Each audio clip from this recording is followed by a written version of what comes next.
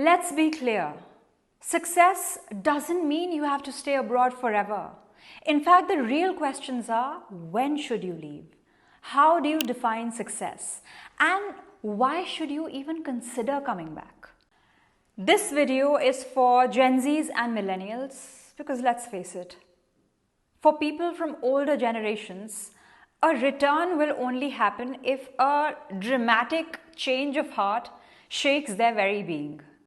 How do you define success? The meaning of success is different for everyone. Specifically for someone who has relocated to the West from India, they may have come from very different strata of society. Not everyone in India has the privilege of a good education or a study abroad experience. I knew a woman who worked as a housekeeper in several homes, including the flat where I was staying in London at the time. She made a ton of money by arranging wardrobes, running errands, and doing top-level work in households because in England, the cost of labor is high. With part of that income, she funded the education of her nieces and nephews back in India. She could never have earned that kind of money in India with those skills. But in London, she was living a life of service. It's amazing. That's why you need to look at where you fall in Maslow's hierarchy of needs and then decide what success really means for you. If you've been living a life of deprivation and are struggling for survival, it's less likely that you'll prioritize achieving your full potential. And even if you are at the top of the pyramid, there are still many reasons why people don't want to and cannot live in India. People who have lived abroad for a while are often confused, and there are many reasons why they can't make up their mind between settling abroad and staying in India. They range from, oh, I can't live in India because I'm used to the infrastructure, commute, and systems abroad, and the air quality in most cities is bad. I'm too used to the work ethic abroad, and I don't think I can work here as the culture is so different. I can't make as much money by doing a job in India. I don't have the mentality to start a business. I'm too old now. I like the relaxed, slow paced life of X country. It's one of the happiest countries in the world. Some of these are true and others are limiting beliefs. But in the end, to each their own. Let me give you 3 strong reasons to return to India. The reverse exposure advantage. Working abroad gives you a way of thinking and problem solving that very few people in India have. But when you're abroad, your uniqueness blends into the crowd. You're just one among many highly qualified people. When you return, you're not just competing with 100 others with the same profile. You're bringing rare mental models back. This equips you to look at India's practical problems through a global lens and be part of creative change, like Mohan Bhargav in Swades, who used the principle of hydroelectricity to generate power in the village of Charanpur. Not everyone is him, but wouldn't it be nice if you tried? India isn't short on talent, it's short on people who understand both India's ground realities and global best practices. By bridging that gap, whether it's in niches like experiential education or sustainable living or others, you stand out. When you execute frameworks that create real change, people remember you.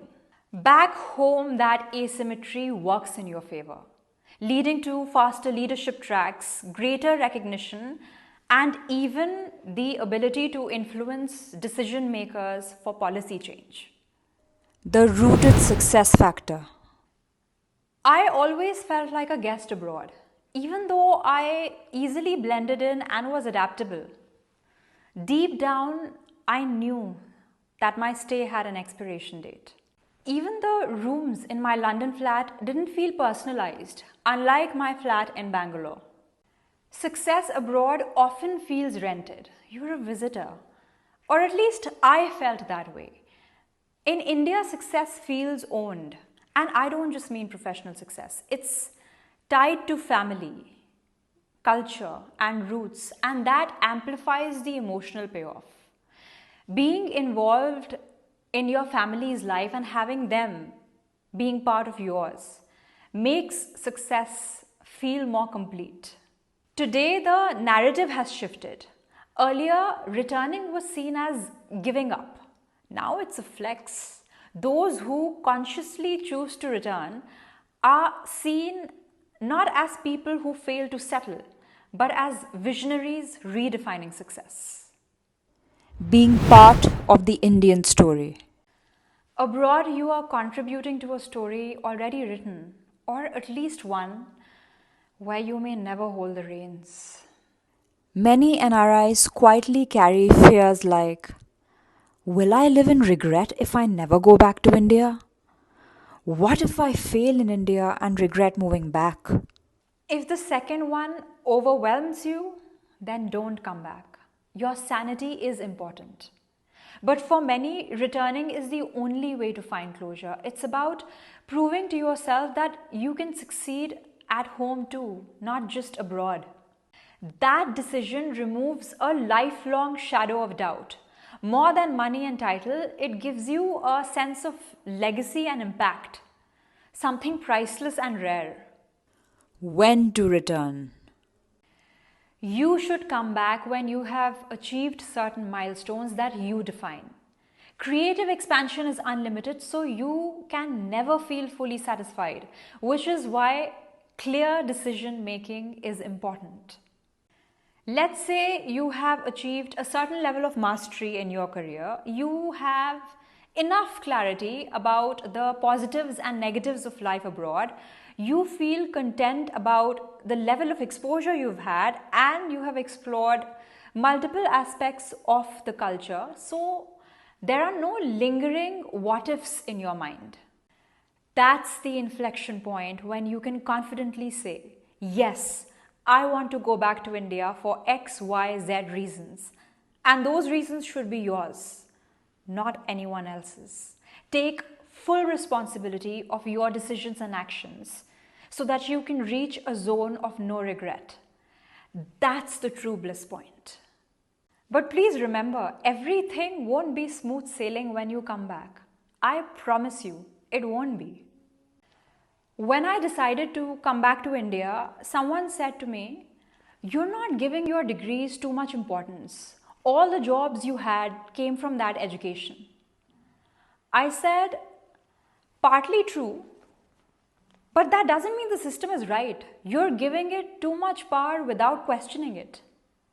Pedigree education or a shiny career path doesn't mean you can ukharofy in life. At the end of the day, even a hint of success comes from applying what you know, taking people along, and learning to handle a lot of zillat on the way. What India needs right now are people with diverse skills, global exposure, leadership mindset, people with fire in their belly, those who want to create change in their lifetime. If you are in a position to do so, please, at least try. So tell me in the comments, how do you think we can bring such people together and build that movement? If you like my reflections, go ahead, hit the like button, subscribe to my channel, and do share this video. Thank you for watching.